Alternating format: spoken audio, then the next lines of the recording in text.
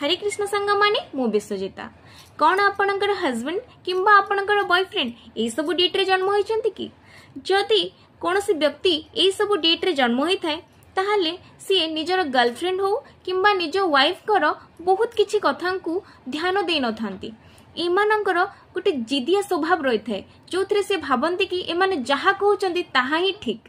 तेणु एमाने अन्य मानकर मत हेउ किंबा अन्य मानकर कथा को अति सहजरे ग्रहण करि पारंती नाही। एमानकर एही जिदिया स्वभाव हेतु एवं निजकू ठीक साब्यस्त करने को जाई बेले बेले एमाने निज पार्टनर को सहित झगड़ा भी करनियंती आउ रागरे आसी जाई बेले बेले बहुत किछि कथा कहि भी देई थांती।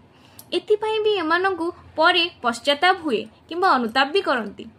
एहा परे पुणी समाने निजर गर्लफ्रेंड किंबा निजर वाइफ को मनेबा पाई भी आसी जाई थांती। एमाने भल पाइबारे बहुत लयाल हेई थांती। राग हेउची एमानंकर परम शत्रु। तेणु एमानंकु अति प्रेम रे अति श्रद्धा रे आपण बुझेई परिबे किंबा आपण एमानंकु कंट्रोल करि परिबे। राधे राधे।